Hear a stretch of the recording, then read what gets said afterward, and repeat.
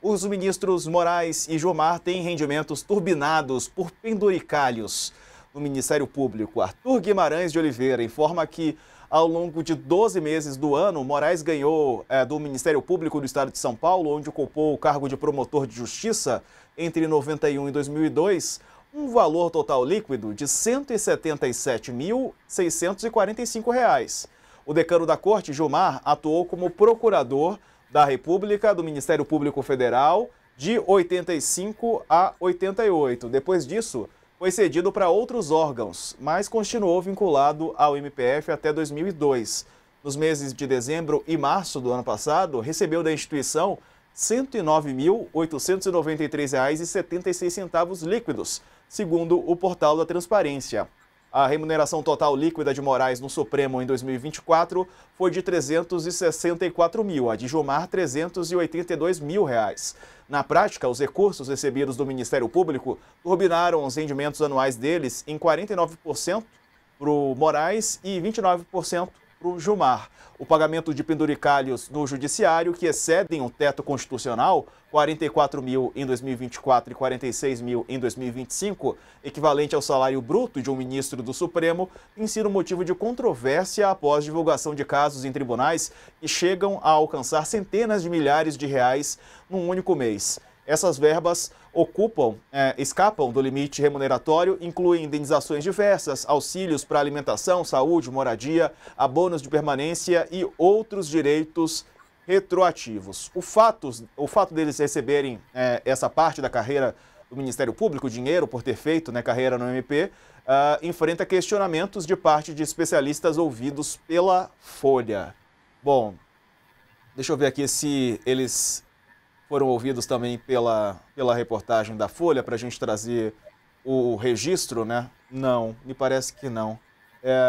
Eles não comentaram essas questões. Carla.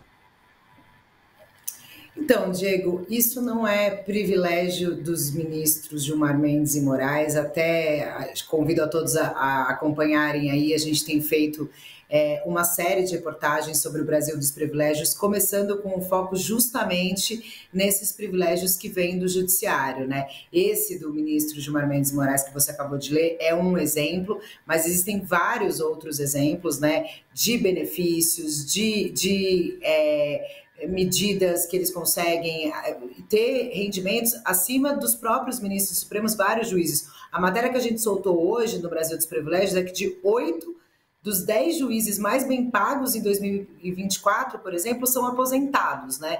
Então, eles conseguem carregar os privilégios dessa carreira do judiciário até para depois que eles param de trabalhar, tá aí a reportagem sendo mostrada. Então, assim, a gente tem aí e aí tem uma questão, Diego, quanto é difícil mudar essa realidade, né? Porque nesse caso, o que acontece? São os próprios juízes e promotores que eles mesmos fazem essas leis e concedem os benefícios para a classe.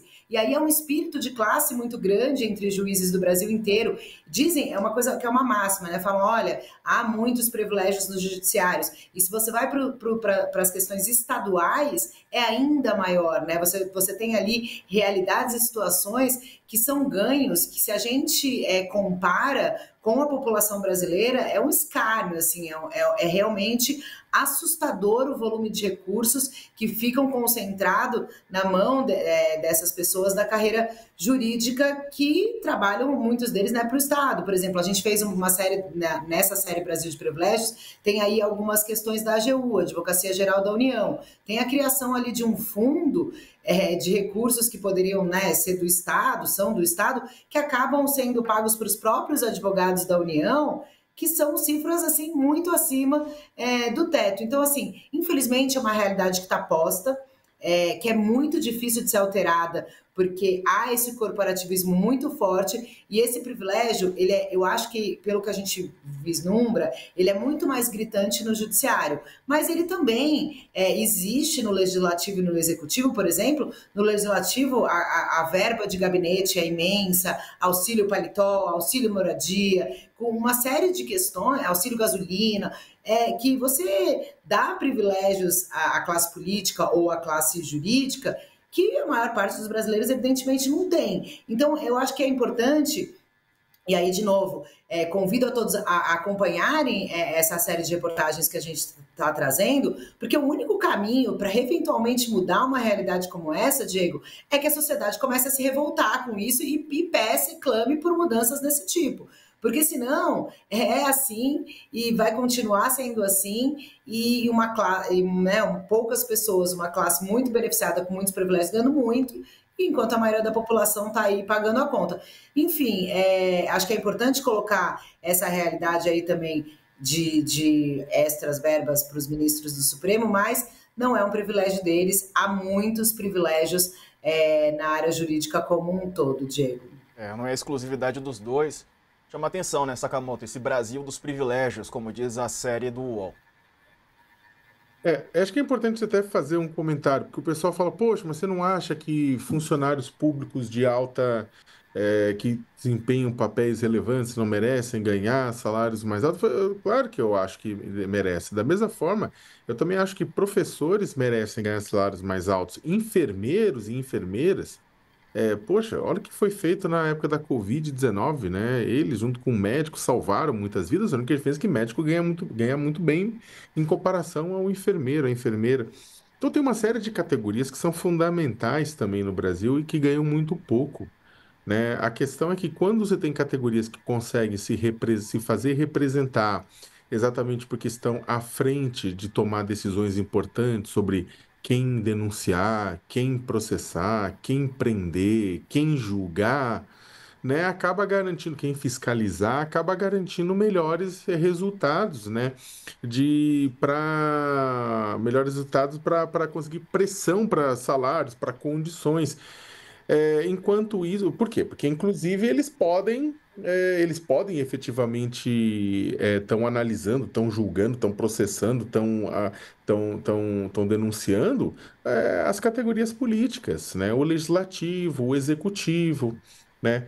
Agora, professores, por mais numerosos que sejam, outros servidores públicos, como enfermeiros, né, entre tantos outros, não têm a mesma capacidade de pressão e acabam tendo recursos muito baixos. E aí acredite o seguinte, quando vai se discutir uma reforma administrativa no país, quem são as categorias que aparecem como aquelas que não, vamos cortar privilégios, vamos cortar, mas você vai ver na lupa quem são?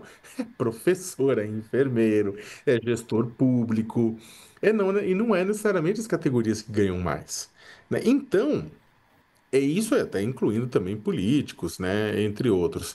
Então, é complicado, sabe? É claro que se for esperar como cada poder é responsável por tomar decisões a respeito de si mesmo, é claro que as decisões acabam sendo as que não necessariamente vão ao encontro do interesse comum ou do erário, né?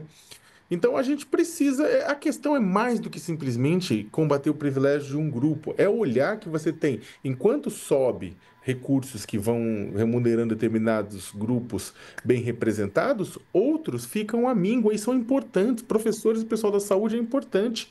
Saúde e educação é importante. O Brasil pode não achar, mas né?